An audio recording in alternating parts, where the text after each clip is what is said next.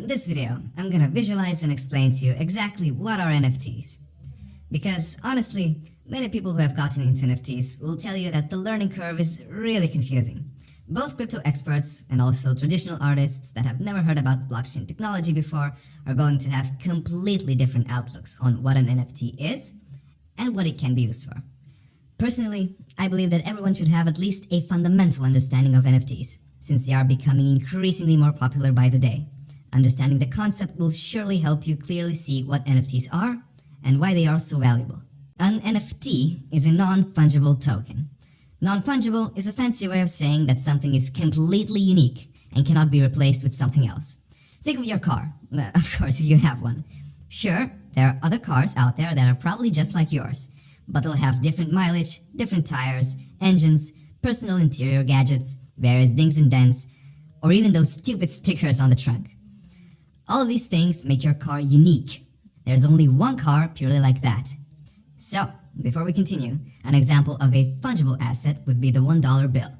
This is because the value of your $1 will always be equal to the value of another dollar bill, and you can trade your $1 for any other $1 bill out there, something you would not be able to do with your car. Now, following all of that, a token is simply a digital asset. Rather, tokens are used as representations of different asset kinds. Obviously, you can't physically take your car and just put it on the internet. That's what garages are for. That's why you need some sort of a digital representation tool. And this is where tokens come in. So, if you have a car, you could create a token to represent that car on the internet as a physical object.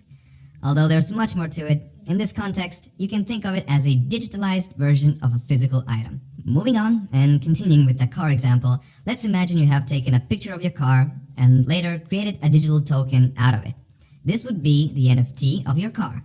It's non-fungible since it's unique, and it's a token since it's not the actual car, but rather a digital representation of it. Most people associate the term NFT with trading cards, digital artwork, or in-game items or characters.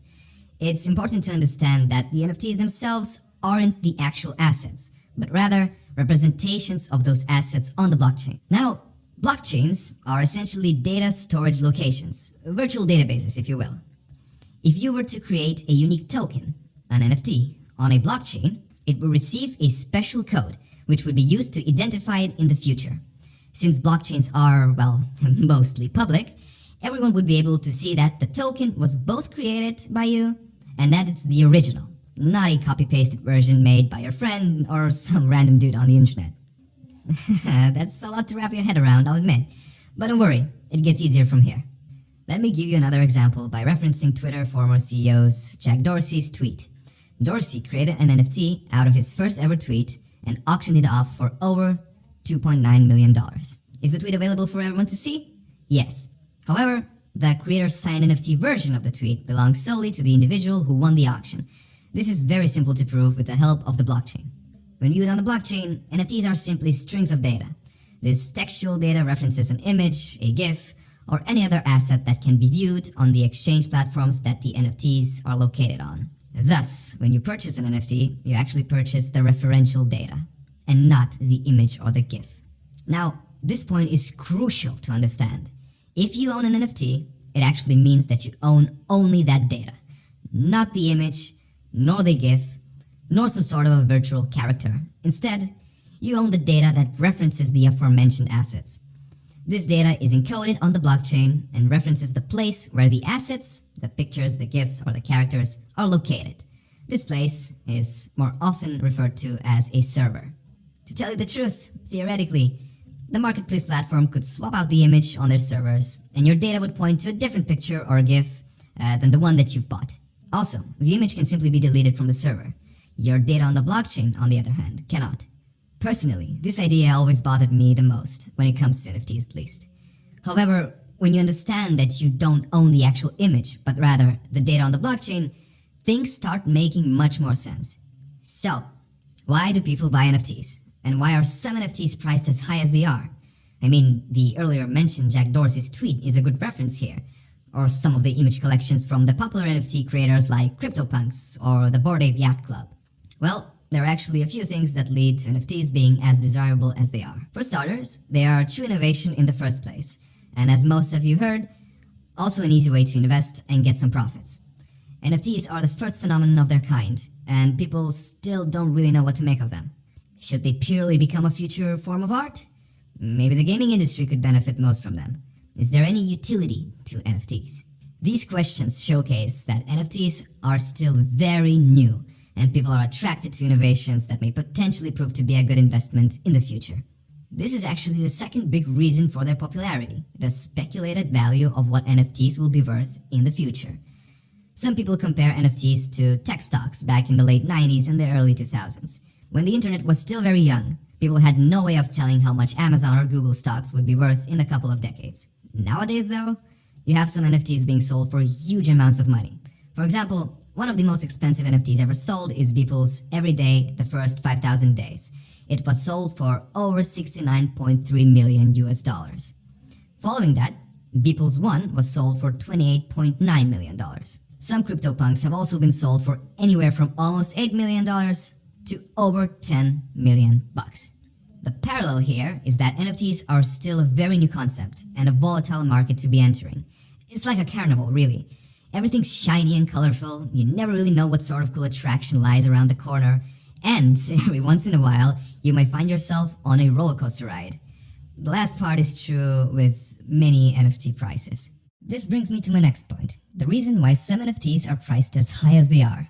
The answer here is actually very boring and simple. It's a supply and demand type of a deal. Imagine that you have a very rare painting. You decide to auction it off on eBay without setting a minimum bid. Sure, someone may come around and offer a couple of dollars for the painting. However, since it's so rare, it's highly likely to attract a lot of attention from art fans. This results in a huge demand for something that's very scarce. In other words, something that has a limited supply. This makes the price of the asset go up exponentially. The same is true with many NFTs as well. If the token is part of an exclusive collection, and there are only, say, 10 NFTs that will ever be created within that collection, this makes it desirable for a lot of people. Hence, the prices go up. Social influence and renown are often huge factors as well. Once again, think about the earlier mentioned Jack Dorsey's tweet NFT. Being one of the founders of Twitter, Jack Dorsey is a prominent figure in the business world. Naturally, him selling an NFT of his very first tweet on the platform that he founded would draw a lot of attention and interest. Taking a step back, another reason why NFTs are as hyped as they are is the utility factor. While most people assume that non-fungible tokens are merely used for collectible purposes, this isn't necessarily true. In addition to being some cool images or gifts that you can acquire, each NFT would provide the holder with a lifetime access to set discounts when shopping within the store. This is a case for the utility aspect of an NFT. In other words, it creates tangible, real-world value of a non-fungible token. Combine this with the fact that there is a limited number of NFTs available, and that all of them are auctioned off to the highest bidders, and this can result in some tokens possessing a huge price tag. So, let's recap. NFTs are valuable and sought after because they are rare, might be created or owned by a famous or well-known individual, can provide tangible, real-world value, and are an innovation. The sum of these features leads to everyone and their pets having at least heard of NFTs, even if you know nothing else about the crypto space. Now, when you think about valuable NFTs today, the first names that would probably come to mind are CryptoKitties, CryptoPunks, Decentraland, the Bored Ape Yacht Club, and Banksy. This is fair. Many of these NFTs were the catalysts that drove the relatively niche industry into the mainstream. However, what was the very first NFT that was ever created? And when did this happen? Surprisingly, it's not any of the names mentioned earlier. Instead, the very first NFT, of the kind that we're used to today that is, was created all the way back in 2014 by a man named Kevin McCoy. The piece is called Quantum and is up for sale for over $7 million US. So, while pop culture relevant non-fungible tokens helped bring mainstream awareness to the market and exploded the topic into unparalleled popularity, artists have been experimenting with the technology long before that. Finally, on the topic of experimenting with the technology, let's now take a look at how you, yes, you, can create an NFT of your own. Allow me to reassure you, while it may sound difficult from the sidelines, creating an NFT is actually very straightforward. We'll go through it step by step, and if you like our explanations so far, a like on the video and a subscription to the channel is much appreciated. This helps us reach more people, and motivates me to continue explaining difficult crypto-related topics in a simple manner with stories and analogies. First things first, you're going to need a cryptocurrency wallet. This will act as a storage area for your NFTs. and will also house the cryptocurrency needed to pay for the creation process of the token. Think of it this way. If an NFT is a car, then the cryptocurrency used to make it is gas. Without gas, the car is practically useless. Following this example, a crypto wallet would be like a garage for your car. The most popular wallet in this regard is called MetaMask. It's free to use, and you can download and install it as a browser extension. Once you set it up, you'll be able to start using the wallet almost instantly. Next up, you need to fund your wallet. This can be done by visiting an exchange platform and purchasing some cryptocurrency for fiat money. The currency that you'll want to buy is known as Ether, or more commonly referred to simply as Ethereum. Before we continue though, why Ether? Well, the absolute majority of NFTs are created on the Ethereum blockchain. Thus, in order to pay for the creation process, you need to use the native currency of this particular blockchain, Ether. Once you purchase Ether and transfer it from the exchange to your MetaMask wallet, you're ready to go. Now, you will need to visit what is known as an NFT marketplace, where NFTs are auctioned. Just like eBay or Amazon for traditional goods, NFT marketplaces allow you to browse through different non-fungible tokens and bid, purchase, or sell the ones that you like. On that note, these marketplaces also allow you to create NFTs on them in a simple and efficient manner. For the sake of this example, I'll reference the most popular NFT marketplaces out there, OpenSea and Rarible. What you'll need to do is connect your MetaMask wallet to OpenSea. This is like creating an account on the marketplace. Once you do so, you'll be able to start the NFT creation process. OpenSea has a very detailed tutorial that guides you all through the process, and even if it's your first time, you shouldn't face any struggles whatsoever. Once you upload your picture or GIF and set all of the properties to your liking, all that you need to do is create the NFT. Upon completion, your wallet address, the unique identification number of your personal cryptocurrency wallet, will forever be tied to the NFT, and no matter who owns it, you will always remain the verified creator of the asset in the blockchain log.